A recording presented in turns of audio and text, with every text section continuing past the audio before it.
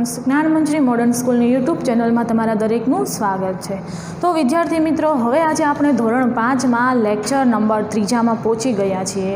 આપણે આપણા 2 લેક્ચરમાં ભણી ગયા કે જે આપણા પાઠનું નામ છે મજાની ઇન્દ્રિયો, કે ઇન્દ્રિયો કોને કહેવાય છે, કેવા કેવા પ્રાણીઓને કઈ કઈ ઇન્દ્રિયોમાં વધારે તીવ્રતા હોય છે। એમાં આપણે જોયું તો કીડીની વાત કરી હતી કે એને સૂંઘવાની ઇન્દ્રિય છે એ ખૂબ તીવ્ર હોય છે। પછી કાગડાની અને ગરુડની વાત કરી હતી કે એની આંખની એટલે કે જોવાની ઇન્દ્રિય છે એ ખૂબ તીવ્ર હોય છે। એવી દરેક વ્યક્તિને, દરેક પ્રાણીને અલગ અલગ ઇન્દ્રિયમાં ઘણી તીવ્રતા ભગવાને આપેલી છે। તો હવે આજે આપણે જોવાનું છે, પહેલાં એક આંખની આપણે જે થોડુંક બાકી હતું એની વાત કરી લઈએ અને ત્યારબાદ આપણે નવો ટોપિક ભણવાના છે કે શું પ્રાણીઓ રંગો જુએ છે, એટલે કે એની આંખની ઇન્દ્રિય કેવી છે, અને એની બાદ આપણે જોવાનું છે કે કયા પ્રાણીની કાનની એટલે કે સાંભળવાની ઇન્દ્રિય કેટલી તીવ્ર છે એની વાત કરશું। તો હવે બધા વિદ્યાર્થીઓનું ધ્યાન અહીંયા તો જોઈએ। પહેલાં સમડી, ગરુડ, ગીધ 4 ગણું દૂરથી જોઈ શકે છે। તો તમારે આ નામ યાદ રાખવાના છે કે કયા કયા એવા પક્ષી છે જે 4 ગણું દૂરથી પણ જોઈ શકે છે। તો કે સમડી, ગરુડ, ગીધ 4 ગણું દૂરથી જોઈ શકે છે, એટલે આપણે જેટલું જોઈએ છીએ એના કરતાં 4 ગણું વધારે દૂરના અંતરથી એ લોકો એ વસ્તુને જોઈ શકે છે। મેં આ પહેલાં વાત કરી હતી કે ગરુડ છે એની આંખની ઇન્દ્રિય છે એ ખૂબ તીવ્ર હોય છે, કે એને ઘણા લાંબા અંતર સુધીનું સ્પષ્ટ જોઈ શકતા હોય છે, જ્યારે મનુષ્યમાં એ ક્ષમતા નથી। આપણે કોઈ વસ્તુને સ્પષ્ટ જોવા માટે અમુક અંતર એટલે કે અમુક લિમિટેડ કે 6 ફૂટ કે 5 ફૂટ કે 6-7 મીટરથી દૂરથી જોઈ શકીએ સ્પષ્ટ, બાકી એનાથી વધારે આપણી આંખ છે એ વધારે સચોટ રીતે જોઈ શકીએ નહીં। આપણને જેમ દૂરનું જોઈએ એમ થોડુંક થોડુંક ઝાંખું અથવા બ્લર દેખાય। તો જે આ પ્રાણીઓ છે સમડી, ગરુડ, ગીધ એ 4 ગણું દૂરથી જોઈ શકે છે। તો આ તમને પ્રશ્ન MCQમાં પણ પૂછાઈ શકે કે કયું એવું પ્રાણી છે, કયું એવું પક્ષી છે કે જે મનુષ્ય કરતાં 4 ગણું વધારે દૂરથી જોઈ શકે છે। તો તમને આ ત્રણેય ઓપ્શનમાંથી કોઈ પણ એક ઓપ્શન સાચો આપેલો હોય અને બીજા ખોટા આપેલા હોય, તો તમારે આ નામ યાદ રાખવાના છે કયા કયા એવા પ્રાણી છે કે જે 4 ગણું દૂરથી જોઈ શકે છે। તો કે સમડી, ગરુડ અને ગીધ। મનુષ્ય જે વસ્તુ 2 મીટર દૂરથી જોઈ શકે છે એ જ વસ્તુ પક્ષીઓ 8 મીટર દૂરથી જોઈ શકે છે। કેટલા મીટર દૂરથી? તો કે 8 મીટર, એટલે કે આપણે જેટલું જોઈએ છે એનાથી 8 ગણું અથવા 4 ગણું, બમણું 4 ગણું વધારે દૂરથી જોઈ શકે છે। તો એની આંખની તીવ્રતા કેટલી હશે એ તમને હવે ખ્યાલ આવી ગયો હશે કે એની આંખ છે મનુષ્યની આંખ જેવી નથી, પણ એનામાં એવી ક્ષમતા છે કે ઘણા દૂર અંતર સુધીનું વસ્તુ ચોખ્ખું અને સ્પષ્ટ જોઈ શકે છે। તો આ યાદ રાખવાનું છે કે મનુષ્ય કરતાં પક્ષીઓની આંખોની તીવ્રતા કેવી છે? ખૂબ વધારે છે। હવે જોઈએ આપણે આપણી નવો ટોપિક છે કે શું પ્રાણીઓ રંગો જુએ છે। તો હવે એ વાત આવે છે કે જે પ્રાણીઓ દિવસે જાગે છે તે થોડાક રંગો જોઈ શકે છે, એટલે કે અમુક એવા ઘાટા રંગો છે, લાલ, લીલા, પીળા એવા બ્રાઇટ કલર, એટલે કે જે ઘાટા કલર છે એ દિવસે જાગતા પ્રાણીઓ છે એ જોઈ શકે છે। પણ ઘણા એવા પણ પક્ષીઓ છે કે પ્રાણીઓ છે કે જે માત્ર રાત્રે જ જાગે છે। ઉદાહરણ તરીકે કુવડ છે, ચામાચીડિયું છે, તો આ પક્ષીઓ એવા છે કે જે રાત્રિ દરમિયાન જાગે છે અને દિવસ દરમિયાન સૂતા હોય છે। તો એવા પક્ષીઓ, રાત્રે જાગતા પ્રાણીઓ માત્ર કાળા અને સફેદ રંગ જ જોઈ શકે છે। કેમ? તો કે એને રાત્રિ દરમિયાન અંધારામાં માત્ર 2 કલર જ દેખાય, બ્લેક અને white, black and white colour, એટલે કે કાળા અને સફેદ રંગના ચિત્ર જે જોઈ શકે છે, કેમ કે એની આંખમાં બધા રંગો પારખવાની તીવ્રતા છે નહીં, અને એટલા માટે જ રાત્રિ દરમિયાન જાગી શકે છે કે જ્યારે આજુબાજુ બધે અંધારું હોય અને એના કારણે કઈ વસ્તુનો રંગ કેવો છે એ સ્પષ્ટ જોઈ શકવાના નથી। એટલે જ એમણે કીધું છે કે દિવસે જાગતા જે પક્ષીઓ કે પ્રાણીઓ છે એ અમુક રંગો જોઈ શકે છે, બધા નહીં પણ અમુક એવા ઘાટા કલર છે કે કુદરતી રંગો છે એ જોઈ શકે છે, જ્યારે જેવા પ્રાણીઓ છે જે માત્ર રાત્રિ દરમિયાન જ જાગે છે તો તે માત્ર કાળા અને સફેદ રંગ જ જોઈ શકે છે। અને આપણને ખબર છે કે રાત્રે ઘણા બધા પ્રાણીઓ એવા છે કે જે રાત્રિ દરમિયાન જાગતા હોય, ઘુવડ છે, ચામાચીડિયું છે, કેટલાક એવા બીજા પ્રાણીઓ છે, શિયાળ છે, એ બધા રાત્રિ દરમિયાન વધારે જાગતા હોય છે। હવે આપણને ઉદાહરણ લખવાના છે કે 10 પ્રાણીઓના નામ કે જેના કાન જોઈ શકાય. તો એવા પ્રાણીઓ કે જેને કાન બહારથી આપણે જોઈ શકીએ. આપણે કેમ આપણા કાન બહારથી જોઈ શકીએ છીએ, પણ ઘણા એવા પક્ષીઓ છે જેની આપણે વાત કરી ગયા હતા કે એને માત્ર કાણા જ આપેલા હોય, એટલે કે માત્ર હોલ હોય. તો એવી હોલવાળી રચના કેમાં હોય? તો પક્ષીઓમાં જોવા મળે છે કે મોર છે, કબૂતર છે, ચકલી છે. તો આ બધાને આપણે આવા બાહ્ય કાન જોઈ શકતા નથી, એટલે કે બહારથી આપણને એમના કાન દેખાતા નથી, માત્ર એને કાણા આવેલા હોય છે ને એના કારણે આપણે એને સ્પષ્ટ જોઈ શકીએ નહીં. તો અહીંયા આપણને એવા પ્રાણીઓના નામ માંગ્યા છે કે જેના આપણે કાન સ્પષ્ટ રીતે જોઈ શકીએ. તો ઉદાહરણ તરીકે છે ગાય, ભેંસ, હાથી, હરણ, બિલાડી, કૂતરા, ગધેડા, સસલા, નીલગાય. નીલગાય એટલે તમે સાદી ભાષામાં જેને રોજડું કહો છો તે. અને સાબર. સાબર છે એ એક હરણ જેવું જ પ્રાણી છે, હરણની જાતિમાં જ ગણાય, એને કહેવાય સાબર. તો આ દરેક પ્રાણીઓ છે એના કાન છે મનુષ્યના કાન જેવા બહારથી જોઈ શકાય એવા મોટા કાન આવેલા હોય છે. હવે બીજો પ્રશ્ન એમ પૂછો છે, અને વિદ્યાર્થી મિત્રો આ તમારા પાઠ્યપુસ્તકમાં પણ પ્રશ્ન છે, તો એની અંદર તમારે આ પ્રશ્નના ઉત્તરમાં લખી નાખવાના છે. તો બીજો પ્રશ્ન પૂછ્યો છે પાઠ્યપુસ્તકમાં કે કેટલાક એવા પ્રાણીઓના નામ લખો જેમના કાન આપણા કાન કરતાં મોટા હોય. તો એવા કયા પ્રાણીઓ છે કે જેના કાન આપણી કરતાં મોટા હોય? તો એમાં આપણે લખીએ હાથી, હરણ, ઘોડા, કૂતરા, કાળિયાર. કાળિયાર એટલે એ પણ એક હરણની જાતિ છે. તમને ખ્યાલ હશે કે વેળાવદરમાં કાળિયાર માટેનું આખું રાષ્ટ્રીય ઉદ્યાન આવેલું છે. તમારામાંથી ઘણા બાળકો ત્યાં જોવા પણ ગયા હશે. મેં આ વાત તમને 4થા ધોરણમાં પણ કરી હતી કે ઘણા એવા ત્યાં ઉદાહરણ, ઘણા બધા એવા પક્ષીઓ છે કે પ્રાણીઓ છે જેને ત્યાં સાવચેતીથી રાખવામાં આવે છે, જ્યાં એની માવજત થાય છે, એને કોઈ પણ જાતનો ભય રહેતો નથી. એને આપણે શું કહીએ છીએ? રાષ્ટ્રીય ઉદ્યાન. તો આવું કાળિયારનું રાષ્ટ્રીય ઉદ્યાન આપણા ભાવનગર જિલ્લામાં વેળાવદર તાલુકાની અંદર આવેલું છે. તો ત્યાં કાળિયારના અભયારણ્ય માટે એ પ્રખ્યાત છે. તો અને ગધેડા. તો આવા જે ઉદાહરણ છે કે એ પ્રાણીઓ છે એના કાન મનુષ્યના કાન, એટલે કે આપણા જેટલા કાનની લંબાઈ છે, કેટલા મોટા છે એના પ્રમાણમાં આ પ્રાણીઓના કાન છે એ મોટા છે. તો આ બંને ક્વેશ્ચન તમારી પાઠ્યપુસ્તકમાં આપેલા છે, એમાં તમારા બંનેના ઉત્તર લખી નાખવાના છે. તો એકવાર દરેક વિદ્યાર્થી આ પાઠ્યપુસ્તકની અંદર ઉતારી લેશે અને બોર્ડવર્કની બુકમાં પણ આ આખું બોર્ડવર્ક લખી નાખશે. પછી આપણે આગળ ચર્ચા કરીએ.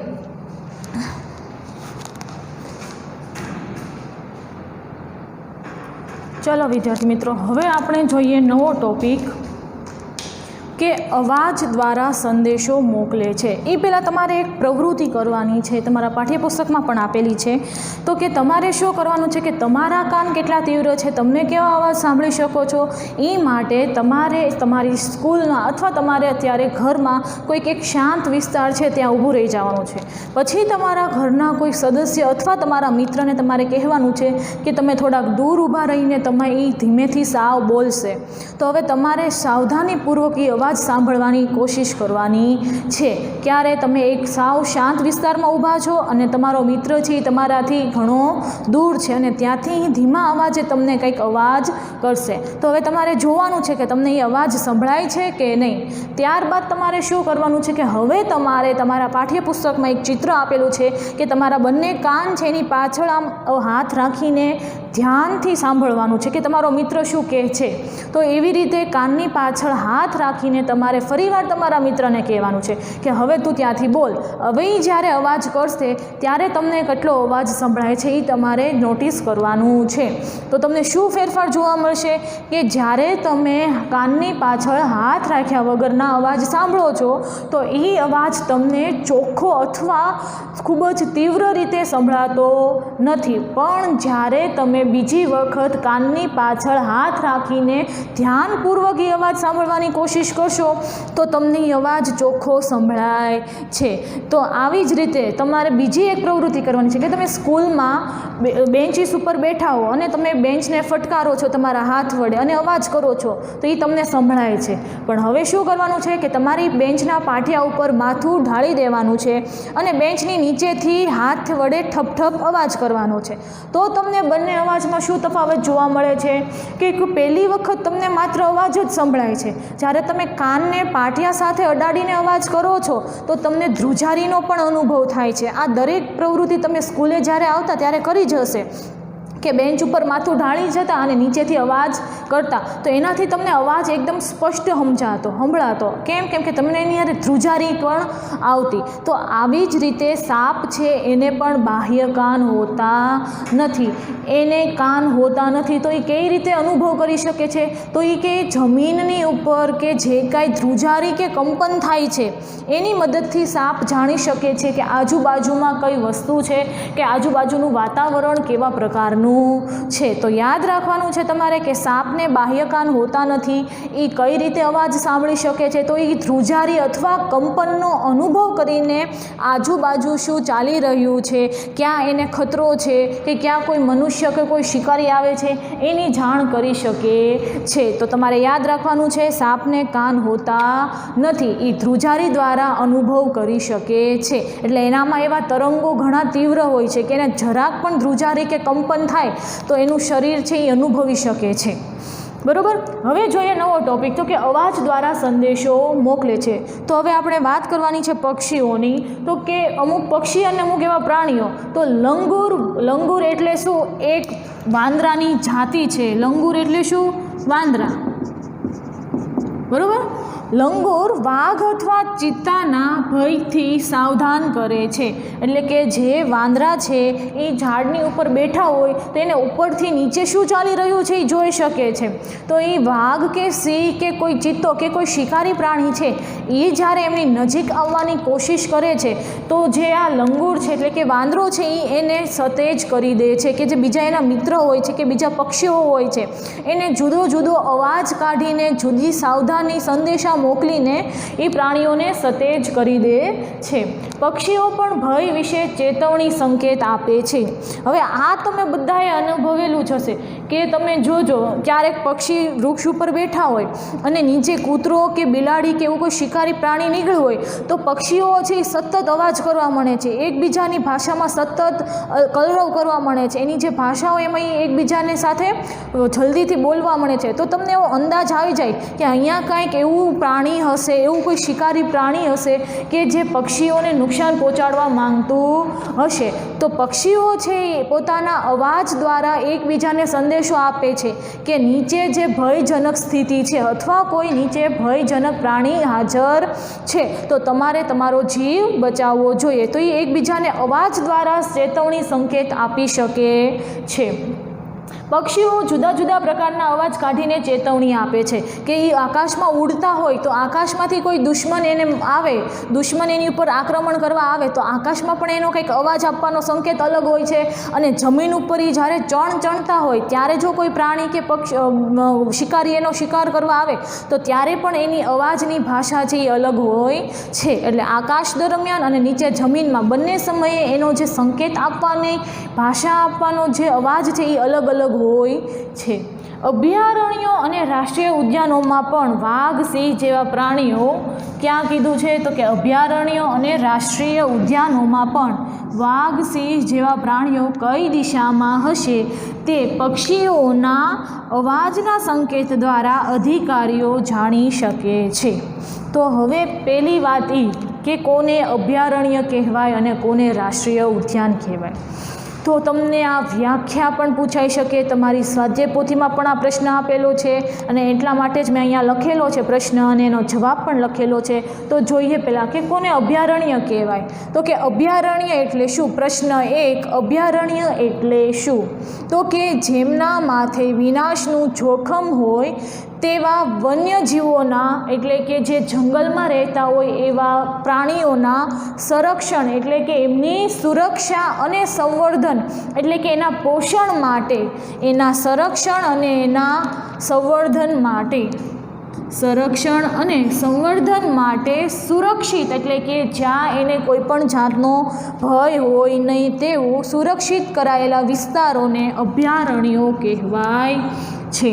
હવે તમને સમજાણું કે એવો વિસ્તાર કે જ્યાં જંગલી પ્રાણીઓને, વન્યજીવોને કોઈ પણ પ્રાણીથી કે કોઈ પણ શિકારીથી ભય અથવા એવું કાંઈ ડર ન હોય, કે જ્યાં એની પોતાની સારી માવજત થતી હોય, જ્યાં એને સમયે સમયે ખાવા પીવાનું મળી રહેતું હોય, એવો જે સુરક્ષિત કરાયેલ વિસ્તાર, કે એટલો વિસ્તાર કે જ્યાં કોઈને પરમિશન ન મળે, કે ત્યાં તમે કોઈ પ્રાણીનો શિકાર કરવા આવી શકો એવી કોઈ પણ જાતની મંજૂરી ન મળે, એવો સુરક્ષિત કરાયેલ વિસ્તારને અભયારણ્યો કહે છે, કે જ્યાં પ્રાણીઓ છે કે પક્ષીઓ છે એ નિર્ભય બનીને, એટલે કે ડર વગર રહી શકે, પોતાની જાતે વસવાટ કરી શકે એવો વિસ્તાર એને કહેવાય છે અભયારણ્યો. આ વ્યાખ્યા તમારે દરેકે યાદ રાખવાની છે.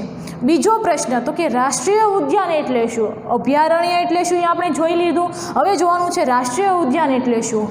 તો કે કુદરતી વનસ્પતિ, વન્યજીવો, કુદરતી સૌંદર્યના સ્થળો તેમજ મહત્ત્વના રાષ્ટ્રીય સ્થળોની જાળવણી માટેના સુરક્ષિત વિસ્તારને રાષ્ટ્રીય ઉદ્યાન કહે છે. તો એવા વિસ્તાર કે જે કુદરતી સૌંદર્ય ધરાવતા હોય, ઘણા બધા નવા નવા પ્રાણીઓ અને પક્ષીઓનો ત્યાં વસવાટ હોય, કે જ્યાં માનવની વસ્તી સાવ ઓછી હોય, માત્ર પ્રાણીઓનું જ જે સ્થળ હોય, કે ત્યાં જુદા જુદા સૌંદર્યના સ્થળો હોય, રાષ્ટ્રીય સ્થળોની જાળવણી કરાતી હોય, એટલે કે જ્યાં સરકાર દ્વારા નિર્ધારિત કરાયેલો વિસ્તાર હોય, એવા વિસ્તાર કે જ્યાં પ્રાણીઓને કોઈપણ જાતનો ભય ન હોય, એને કહેવાય છે રાષ્ટ્રીય ઉદ્યાન.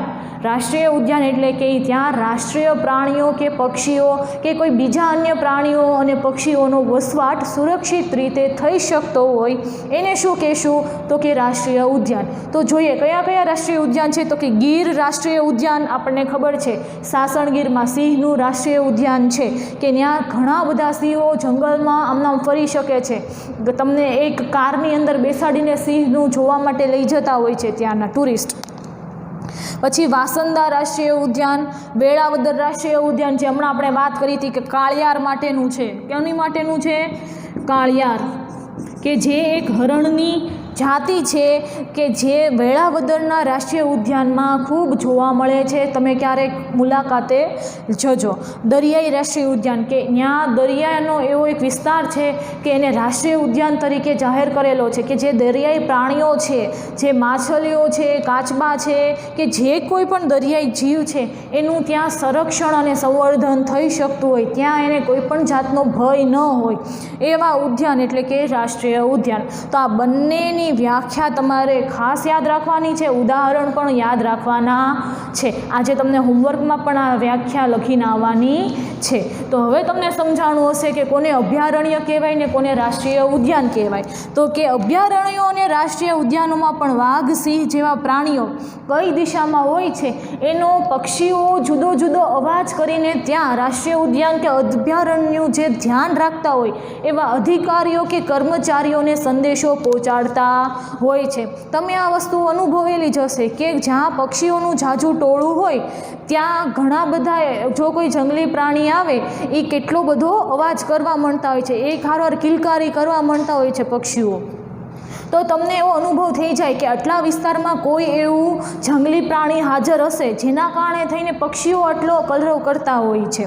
તો આ વાત થઈ આપણા અભયારણ્યો અને રાષ્ટ્રીય ઉદ્યાનની. પ્લસ એ વસ્તુ કે કઈ રીતે પ્રાણીઓ છે કે પક્ષીઓ છે અવાજ દ્વારા એકબીજાને સંદેશો પહોંચાડી શકતા હોય છે. તો આજના લેક્ચર માટે બસ એટલું જ. હવે તમારે હોમવર્કમાં શું લાવવાનું છે? તો તમારે બોર્ડવર્કની બુકની અંદર અભયારણ્ય એટલે શું, રાષ્ટ્રીય ઉદ્યાન એટલે શું, અને આની પહેલાંના 2 પ્રશ્ન કે એવા 10 પ્રાણીઓના નામ આપો જેના કાન મનુષ્યના કાન કરતાં મોટા હોય, અને બીજો પ્રશ્ન એ હતો કે એવા પ્રાણીઓ જણાવો કે જેના બાહ્ય રીતે તમે કાન જોઈ શકતા હો. એવા આ 4 પ્રશ્ન તમારે આવતીકાલે હોમવર્કમાં મૂકવાના છે, બરાબર. હવે બીજી વાત કે દરેક બાળકોએ બને ત્યાં સુધી સ્વાધ્યાય પોથી, નકશા પૂરતી, કેમ કે જે નવો સિલેબસ છે એ પ્રમાણેની વસ્તુ છે એ સમયે લઈ લેજો. થોડા સમય પછી આ પાઠ હવે અડધો પૂરો થવામાં આવ્યો છે, થોડોક જ અધૂરો છે, તો ત્યાર પછી આપણે સ્વાધ્યાય પોથીની અંદર ખાલી જગ્યા છે, MCQ છે, જોડકા, નવા પ્રશ્ન છે, એ બધું હું તમને અહીંયા બોર્ડવર્કમાં બધું ઉતારી દઈશ. એટલે દરેક બાળકે સ્વાધ્યાય પોથી છે વહેલી તકે મળે ત્યાં સુધીમાં લઈ લેવાની છે. જે બાળકની આગળ સ્વાધ્યાય પોથી ન આવી હોય તો એને શું કરવાનું છે? તો જે બોર્ડવર્કની બુક છે એની અંદર તમારે પ્રશ્ન લખીને ઉતારી નાખવાના છે. પછી જ્યારે તમારી આગળ સ્વાધ્યાય પોથી આવી જાય ત્યારે બોર્ડવર્કની બુકમાંથી જોઈને તમારે એ સ્વાપોથીમાં લખી નાખવાના છે. થોડો સમય લાગશે, દરેકે બુકમાં બધું વસ્તુ ઉતારતી જવાની છે અને થોડુંક વાંચન કરવાનું પણ રાખવાનું છે. તો હવે આપણે આપણા પાઠમાં શું ભણ્યા? તો મજાની ઇન્દ્રિયમાં આપણે કાનની તીવ્રતા જોઈ, પછી આંખોની તીવ્રતા જોઈ, સૂંઘવાની તીવ્રતા જોઈ. તો આવી અલગ અલગ તીવ્રતાઓ જોઈ કે અલગ અલગ ઇન્દ્રિયોની વાત કરી કે કયા પક્ષીમાં કઈ ઇન્દ્રિય વધુ સતેજ હોય છે. આપણે જોયું કે ગરુડ છે એમાં એની આંખ ખૂબ તીવ્ર હોય છે. બીજો છે કે વાઘ છે તો એને અવાજ અથવા એની આંખ છે એ ખૂબ તીવ્ર હોય છે. બરાબર? તો આવી જુદી જુદી આપણે વાત કરી. પ્લસ આજે આપણે જોયું કે અભયારણ્ય કોને કહેવાય છે અને રાષ્ટ્રીય ઉદ્યાન કોને કહેવાય છે. એ સિવાય એ પણ જોયું કે કયા એવા પક્ષીઓ કે પ્રાણીઓ છે કે જેના કાન મનુષ્યના કાન કરતાં મોટા છે, કે જેને સાંભળવાની તીવ્રતા ખૂબ સતેજ છે.